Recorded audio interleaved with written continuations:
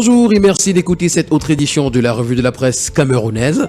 Commençons notre périple par le quotidien Mutation qui tissera sa grande une ce matin. Nouvelle loi ferroviaire, le train des échanges. Une délégation de députés était chez le concessionnaire hier pour s'assurer de son arrimage. L'information ce matin est à retrouver en page 5. En petite une, Assemblée nationale, les finances sont au rouge. Et puis Covid-19, la psychose remonte. Autant d'informations à retrouver en parcourant les colonnes du quotidien Mutation. Pour le quotidien Le Jour, on parle de suspension. Ça ne roule pas à Touristique Express.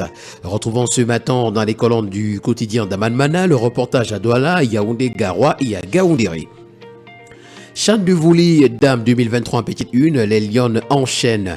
Après leur deuxième victoire hier, 2-7-0 face au Nigeria, elles jouent le match décisif de la poule A ce jour face à l'Égypte. Football professionnel également, une vingtaine de présidents exigent le retour de la Ligue. Ils étaient réunis hier à Douala. Le quotidien Le Messager parle également ce matin de la FECA Foot sur la pelouse du Musellement et le titre que nous présente ce matin le journal. Réuni hier à Douala pour édifier la presse sur certaines sentences du tribunal arbitral du sport, la police somme les présidents de clubs de libérer les lieux. L'information ce matin est à retrouver en page 11. En petite une, on parle de libération des peuples noirs, de voix d'indignation et de dissidence. Casimi Kamgo Feuillette, plaidoirie dans le désert, le dernier ouvrage du professeur Ambroise Combes. C'est à retrouver ce matin à page 10. Avec le quotidien Vert Émergence, on parle de crédit aux entreprises. L'État accorde une facilité de garantie de 200 milliards de francs CFA. À Balmayo, des trafiquants présumés de stupéfiants sont aux arrêts. Et puis trafic de stupéfiants également, Roger Codonda charge un commandant de brigade. Le journal à caractère satirique, Le Popoli ce matin à sa page de présentation titre « Frayeur au Parlement ». D'après le journal, Jeune Afrique a publié une information qui a fait paniquer les députés. Louis-Paul Montazier en petite une, retrouvons le plaidoirie pour les entreprises. Le quotidien de l'économie, ce matin, parle du Cameroun. Les industries de transformation peinent à décoller d'après le journal. Elles sont confrontées à de nombreux blocages à la fois endogènes et exogènes. L'information est à retrouver en page 3.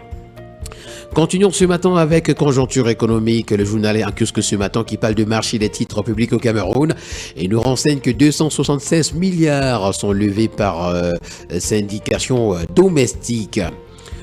Pour le journal Le Drapeau, on revient avec le mouvement OTS vers une rentrée scolaire perturbée. C'est le titre que nous présente le journal à sa page de présentation.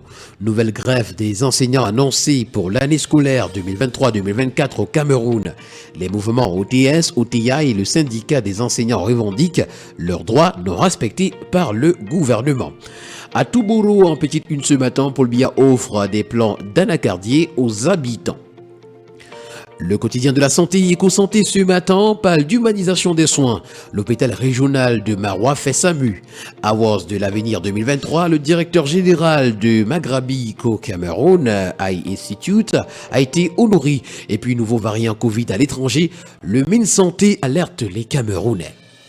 Le quotidien L'Info à chaud pour sa part ce matin parle du constat de la vacance à la présidence de la FECA Foot. Les présidents des clubs resserrent l'étau.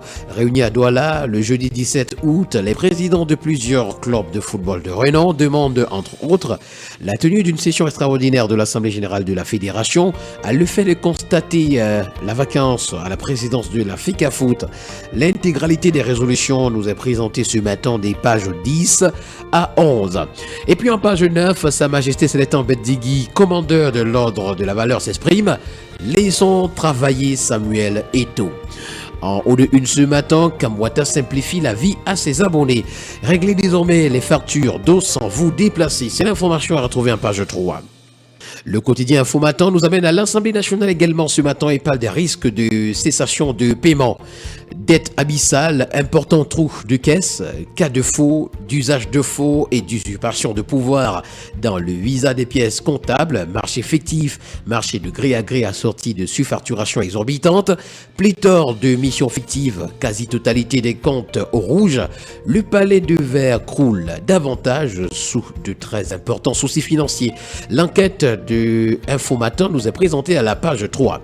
Et puis terminons ce matin avec la voix du consommateur qui nous présente à sa grade une alerte du pain empoisonné au bromate. C'est à retrouver ce matin en parcourant les colonnes du journal La Voix des consommateurs. Mesdames et messieurs, merci d'avoir été à l'écoute et rendez-vous lundi prochain pour le même exercice.